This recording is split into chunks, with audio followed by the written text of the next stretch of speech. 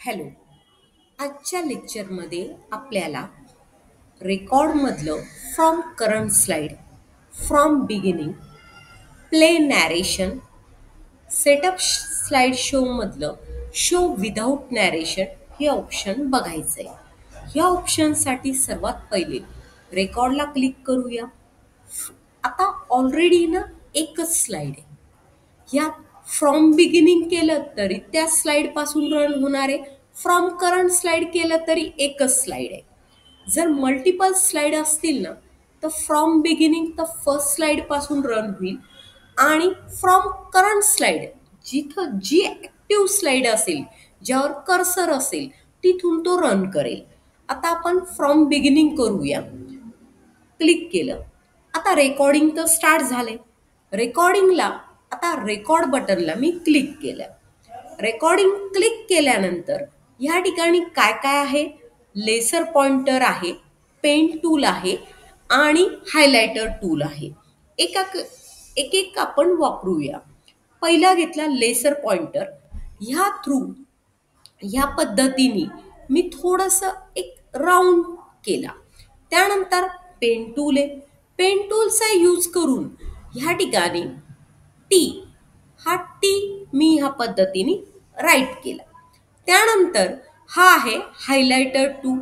Highlighter tool through हा जो T मी draw केला होता त्या टीला मी ह्या ठिकाणी हायलाईट केलं.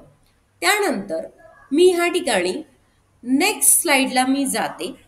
आता नेक्स्ट स्लाइड तर ऑलरेडी नाही आहे, तर मग मी क्लोज बटन क्लिक केलं. आता ह्या ठिकाणी जे रेकॉर्डिंग मी केलं होतं ते रेकॉर्डिंग पुन्हा प्ले करून बघायचं असेल तर फ्रॉम बिगिनिंगला क्लिक करा. लेसर पॉइंटर आहे, पेन टूल आहे आणि हायलायटर टूल आहे. एक एक आपण वापरूया. पहिला घेतला लेसर पॉइंटर. ह्या पद्धतीने मी थोडंसं एक राऊंड केला. त्यानंतर पेन टूल आहे.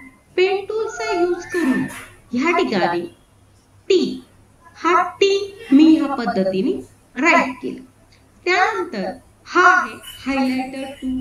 हायलायटर टूल थ्रू हा जो टी मी ड्रॉ केला होता त्या टीला मी ह्या ठिकाणी हायलाइट केलं. त्यानंतर मी ह्या ठिकाणी नेक्स्ट स्लाइड. त्यानंतर ह्या ठिकाणी मी एस्केप की प्रेस केले. मी रिटर्न आले.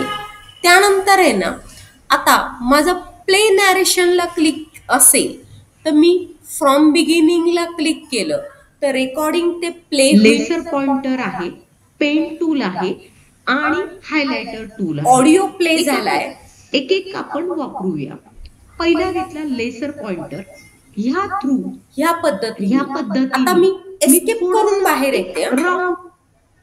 हा, जर माझं सेटअप स्लाइड शो मधलं शो विदाऊट नॅरेशनला मी जर क्लिक केला तर ते जे ऑडिओ होतं पेन टूल थ्रू ड्रॉ केलेलं होतं ते होणार नाही, कारण की शो विदाऊट नॅरेशन आहे. ओके बटन क्लिक करा. फ्रॉम बिगिनिंग करा.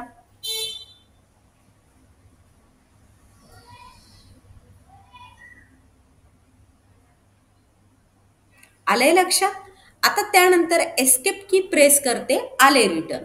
जर मला ते नॅरेशन प्ले करायचं असेल तर ह्याला क्लिक करावं लागेल. ते प्ले होईल.